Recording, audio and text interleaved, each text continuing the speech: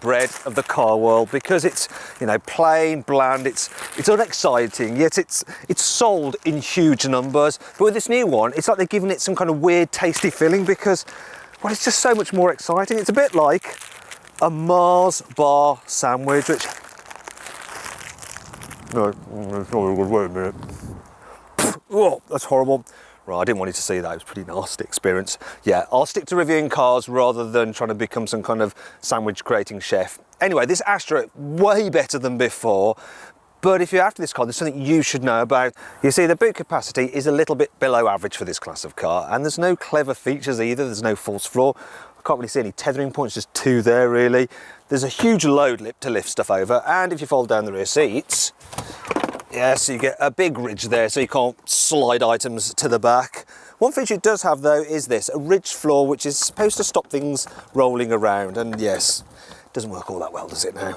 I'm going to take this actually for the next part of the review, but beforehand, if you want to see how much stuff you can fit into this car's boot, just click up there on the banner and you can see how much we squeeze into this boot and how easy it is to fit a child seat in this car and just what it's like with 3 people in the back. But I'm going to actually summarise now for you.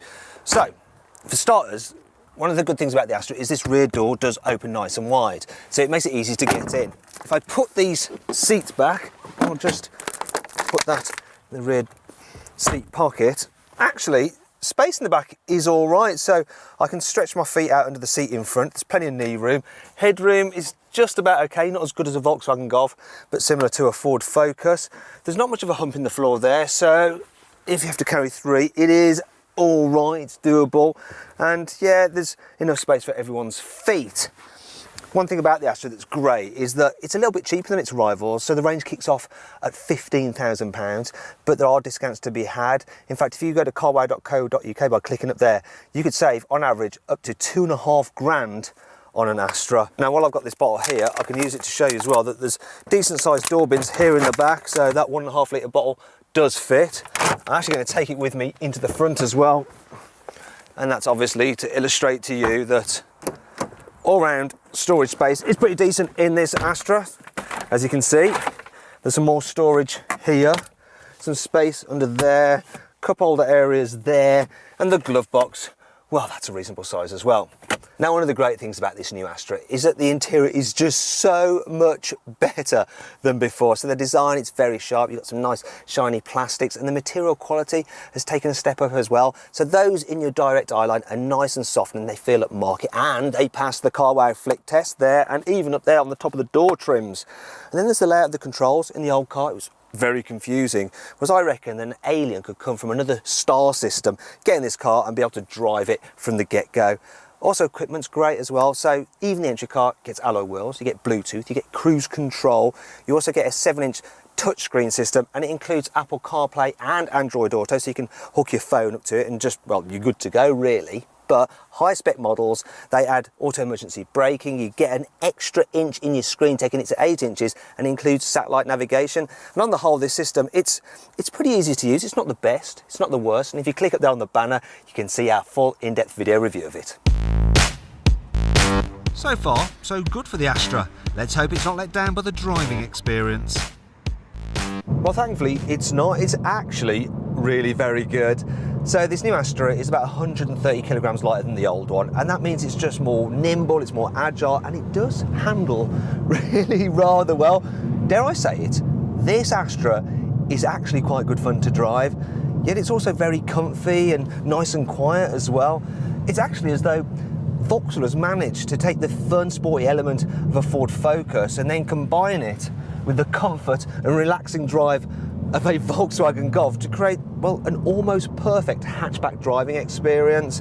And the controls, now in Astras of old, oh God, the gear shift and the pedals and the steering, it all felt like it was filled with sticky, gooey porridge, but not in this one. In fact, my only complaint about this car is the rearward visibility. So you've got a small back window and thick rear pillars, which create a bit of a blind spot. That makes it a little bit annoying when you're trying to maneuver in town. And you can see for yourself by clicking up there to join me for a passenger ride in our 360-degree video. Now most people who are going for an Astra will probably default to a diesel engine. If you're going to do that, get the 1.6 litre with 136 horsepower because it's quick enough, it's economical and it's reasonably well priced. In fact, I think that engine is better than the equivalent in all its rivals. This one is the high performance bi-turbo with 160 horsepower and it really does fly. Now it's supposed to do 67 miles per gallon, but the trick computer says I'm only doing 54, which isn't so good, although it's not too bad. The only problem is this engine is quite expensive, so it's not worth it. If you want a petrol, just get a 1.4 litre turbocharged petrol with 125 horsepower because it's nippy and reasonably economical. There you go, job done. On the whole, the Astra is pretty impressive. However, there are a few annoying things about it. Here's 5. While quality is generally very good, there are a few bits here and there that are just horribly cheap and nasty. For some reason, there's no armrest in the back seat, so you have to go like this. The Astra sort of looks like it's been designed by 2 separate teams because it's a case of nice arse, shame about the face. There seems to be about 1 million different trim and engine variants that it's really confusing choosing which one you want.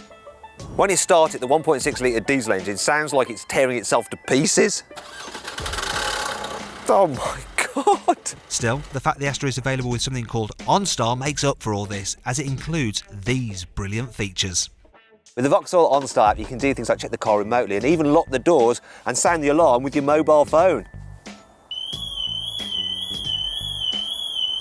If you can't be bothered to read a manual or input destinations, don't worry, there's a 24-hour helpline where someone can answer any questions you have or program your Navi remotely. A high-speed data connection allows passengers to surf the net on the move. OnStar can run a remote diagnostic check on the engine so you don't have to get your hands dirty. Ugh. You can get the Astra with LED matrix headlamps which block off part of their beam to prevent dazzling oncoming drivers, and that's the kind of feature you only normally get on really posh cars. The car will automatically call the emergency services if you have an accident.